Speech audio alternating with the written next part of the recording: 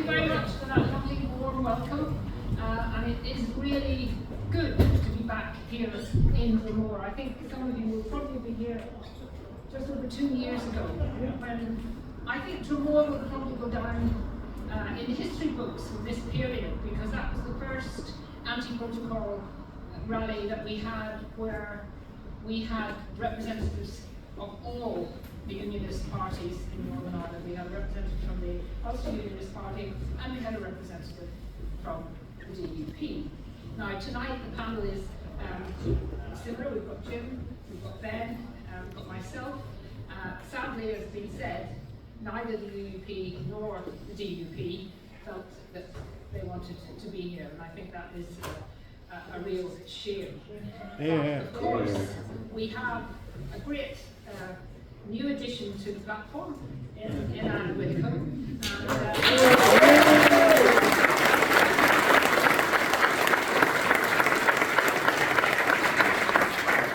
I'm so genuinely pleased that Anne is here tonight, and we go back a long way we were on different sides of the Parliament in the House of Commons for many years. Probably had a few disagreements on some issues, but what we are here united tonight is to say the fight back against the protocol is not over. And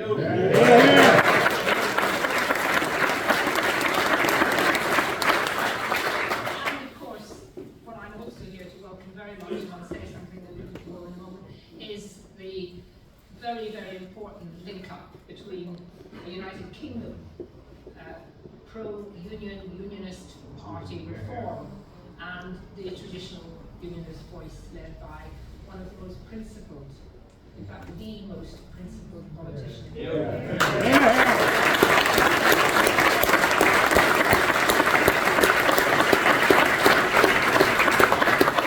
look back over the last 2 years, and we did rallies all over the country, very cold nights, getting soaking wet in Bangor, I remember, Donaghadee, all around. And what is so depressing and is so sad is that unity that we had in those days of fighting against the inequality, the absolute horror of the way which our government had sold Northern Ireland out. We were united as unionists in this country, in Northern Ireland. And I haven't changed. Jim hasn't changed. I'm afraid that one particular party did change radically its view. I stood on platforms where even Jim was out-shouted by the then leader of the DUP in terms of his principled opposition to the protocol. And the 7 tests. We have stayed true, not as members of the DUP, but we have stayed true to the 7 tests. The DUP clearly have not. And for me, the most appalling thing about it, I could have accepted, I wouldn't have agreed, but I could have accepted if the leader of the DUP had come out after the so-called deal that he had managed to get working with Downing Street over a period of time, working on that deal. It wasn't just thought up overnight. If he'd come out and said, look, people in Northern Ireland really want Stormont back. I mean, actually, anyone having seen what's happened in the last 2 months, has it made any difference to your lives so far? If he had come out and been honest, if he'd come out and actually said, look, I don't think I'm going to be anything more at the moment. People are getting desperate. The media, of course, the lovely media in Northern Ireland, pushing all the time. The establishment, the academics, all wanting Stormont back. And if he'd said, and I do think that we're going to have to go back in, I could have accepted that as a bit of honest, a disagreement on what should happen. But it was the fact that there genuinely was, and I have to use the word, and I hate to use it in Orange Hall, lying. There was lying. And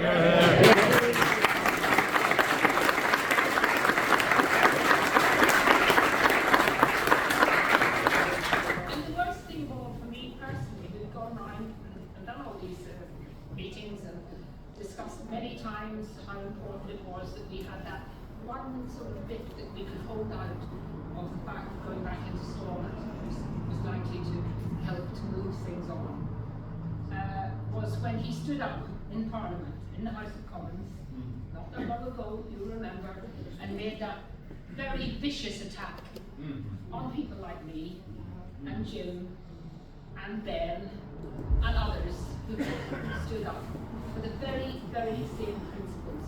And he attacked us, and he said we were shouting from the sidelines.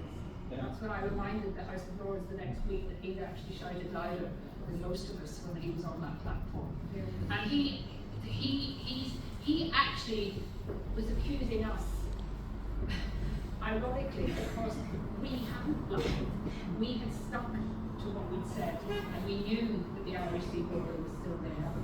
And over the last while, very short while now, we have been seeing the realities of the Irish Sea border still being there. And it has taken some time for, I think, the average person to realise, who hasn't been that interested in the Article 6 of the Act of Union, gets almost switches off when we talk about constitutional issues about the Act of Union. But actually now they're beginning to see that their lives have been affected.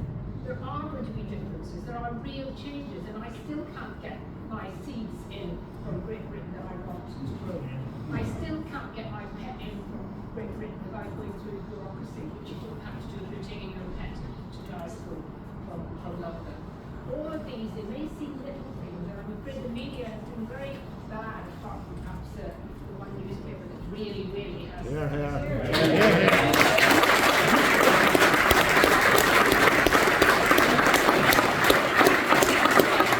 haven't wanted to pick up those kinds of issues. Those are the sorts of things that actually make people realise that they are still living now. They may still be British, we may still be part of the United Kingdom, but without a doubt we have lost some of our real integrated status with the United Kingdom. And I think we're going to see more and more of that. So I'm not pessimistic about the fact that it is a while now to get those things to come to the fore. But tonight I really want to be almost hopeful and optimistic, because this announcement of the relationship between reform and the TUV is very, very important.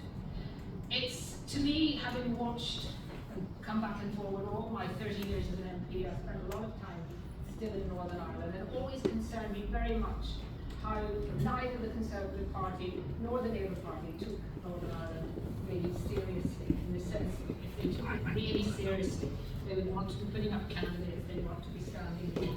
Now the Conservatives do, to be fair, but of course I think they would say, and I'm sure there's many, many very unhappy Conservative members in Northern Ireland who realise that their party, first of all, isn't Conservative anymore, but actually hasn't really done the work to help and support Conservative candidates here. At the same time, the Labour Party is even worse, because the Labour Party won't let you vote for them. They'll allow you to join and take their money, but they won't let you vote for them. And I think, again, that just shows that actually, fundamentally, neither of the those mainstream two parties take an interest in the realities of election politics in Northern Ireland. And I think sometimes how different would it be if over the years we had had mainstream political parties in Northern Ireland. It might have made a difference to all sorts of things. But we're where we are, and reform has actually taken Northern Ireland seriously, cares about Northern Ireland, and believes, most importantly, in the union of Great Britain and Northern Ireland.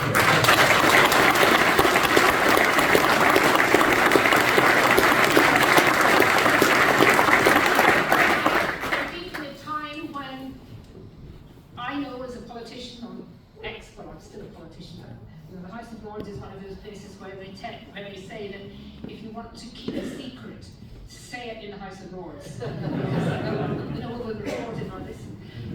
But we know that politicians, the faith in politicians across the United Kingdom, it has gone way, way down. They're not believed. Many of the political parties, they're just not believed. They don't feel that they do what they say. And we saw that with our own government and what they said over leaving the European Union. I was a strong supporter of leaving the European Union. I'm very pleased that we've left in some ways, but we haven't actually left properly, and we haven't acted on what we could have been doing if we're leaving the European Union. That's for another day. I'm just pleased that finally a United Kingdom party, and remember it is very difficult with not having proportional representation, but having first past the post system, for a party to break into the system, this cosy establishment of the two political parties, and then you get the same here between the DUP and Sinn Féin in a way. It is very difficult. But it's not political parties that decide election results, it's the voters. Yeah. And what in the end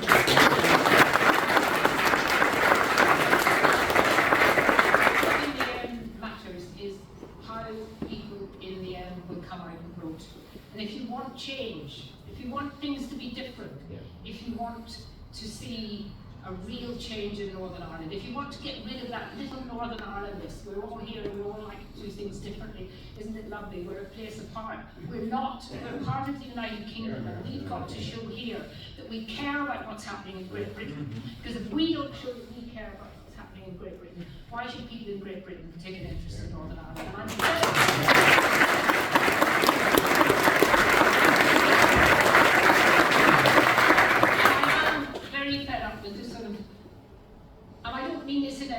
A derogatory way, because it's not your fault.